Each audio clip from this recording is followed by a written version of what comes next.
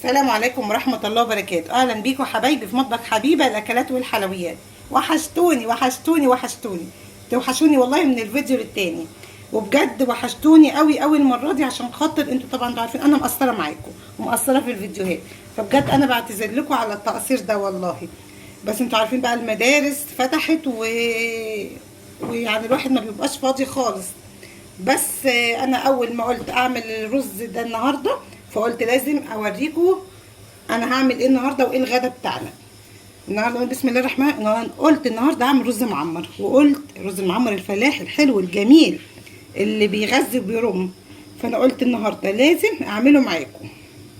نبدا نقول بسم الله الرحمن الرحيم ونعمل الرز مع بعض. طبعا المكونات كلها انا هحطها معاكم، تمام؟ هحطها وانا بعملها. هنا انا جبت هنا كيلو رز ونقعتهم، غسلته كويس ونقعته. احط كده بسم الله الرحمن الرحيم. هنحط كل المكونات ايه مع بعض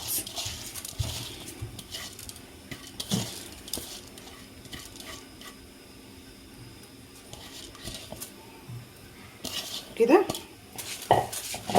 كيلو اهو، طبعا ده الكيلو بيرمي، بيدي كميه كبيره. انا هعمله ايه باللحمه، هحط فيه لحمه. بس دلوقتي كده ادي الرز حطيته. نبدا بقى نحط ايه الملح. الملح كده، نقول بسم الله الرحمن الرحيم كده. نحط بقى ايه، طبعا ده اساسي اساسي الفلفل الاسمر اهو كده. نحط بقى ايه شويه شطه،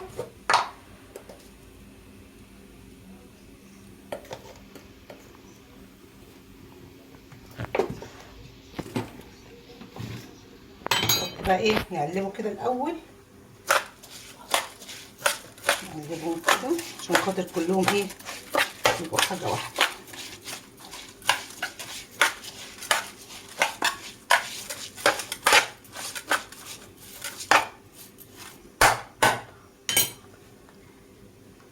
طبعا كده هنبدا نحط. انا هحط دلوقتي السمنه قبل اللبن، عشان خاطر السمنه تاخد من طعم الرز، يبقى طعمه طعم كده.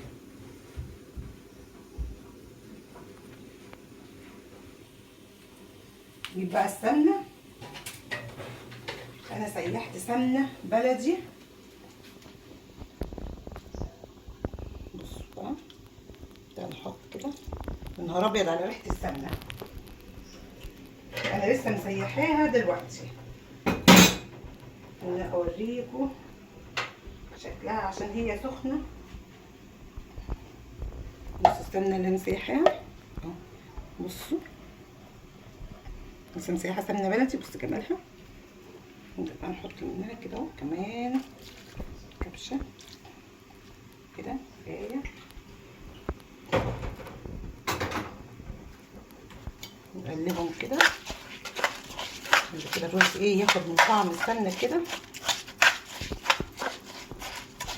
بصوا الجمال، بصوا والله. نجيب بقى اللحمه وكل حاجه ايه بعملها ايه معاكم.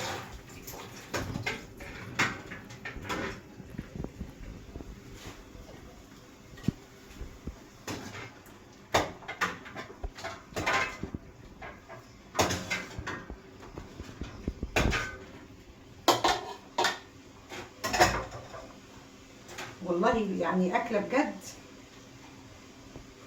جميله. اللحمه اهو حطها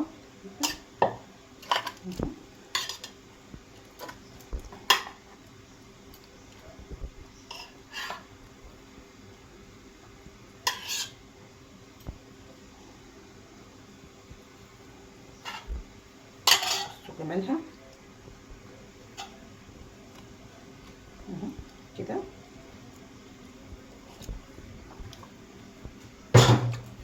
نجيب بقى اللبن.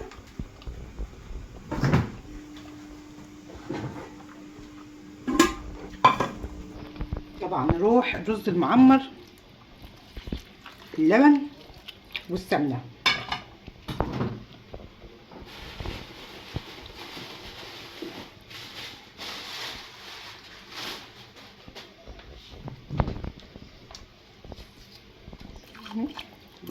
تمام.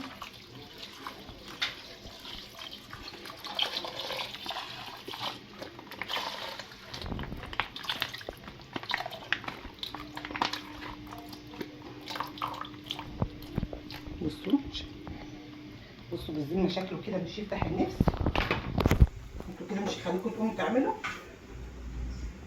نجيب بقى كمان ايه، كبشتين شوربه بتاعه اللحمه. ده انتوا النهارده على فكره كده الرز المعمر ده هيبقى حكايه، مش حكايه عشان حاجه، لا عشان انا عارفه ان انتوا شاطرين وانتوا اساتذه وانا بتعلم منكم برضه، ولكن عشان خاطر انا عملته معاكم. يعني انتوا عارفين الحاجه اللي انا بعملها معاكم والله سبحان الله بيبقى فيها كده ايه، جمال رباني كده، يعني حاجه من عند ربنا كده والله مش طبيعيه، بيبقى جميل جدا يعني غير الاكل اللي انا بعمله لوحدي كده. وكمان كبشه شوربه.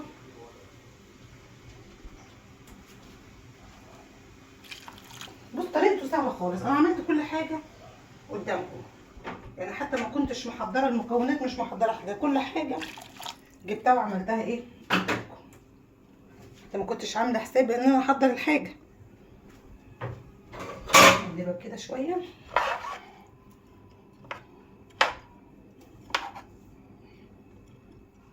بصوا الجمال، بصوا بالذمه شايفين وهي كده اللحمه اهي تحت اهي، هي كده كده اصلا ايه اللحمه بعد كده لما تقرب يدخل في السوا بتطلع لفوق، فانت بقى كده ايه قبل ما تدخل في السوا قوي تروحي دايسه عليها دوسه كده بس بسيطه مدخلها ايه تحت عشان ما تنشفش. بصوا جمالها. طب بالذمه ده كده مش شكلها يفتح النفس. هحطها بقى كده في الفرن، وبعد ما اطلعها من الفرن هوريها لكم. بصوا كده حبايبي خلاص انا خلصتها. بصوا جمالها، بصوا شكلها عامل ازاي، وعملت جنبها كمان ايه طبق ملوخيه خضراء زي العسل. نبدا كده ايه، بصوا والله شكلها يفتح النفس. هغرف كده طبق كده بقى هياكل.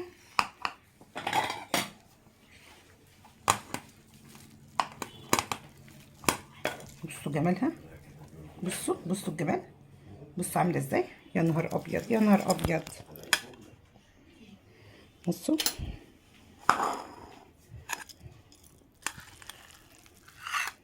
بصوا واللحمه جواها كده بالذمه ده شكله مش يفتح النفس.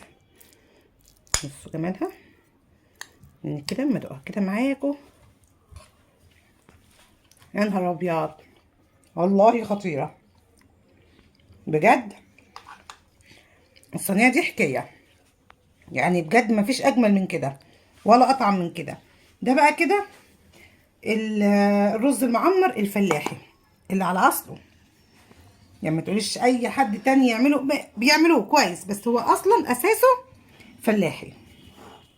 وطبعا الطريقه اللي انا عملتها معاكم من الالف الى الياء، من اول ما غسلت الرز لغايه لما حطيت التوابل وحطيت اللبن وحطيت السمنه وحطيت اللحمه فيه وحطيته الفرن وطلعته. بصوا جماله، بصوا والله شكلها هتفتح النفس.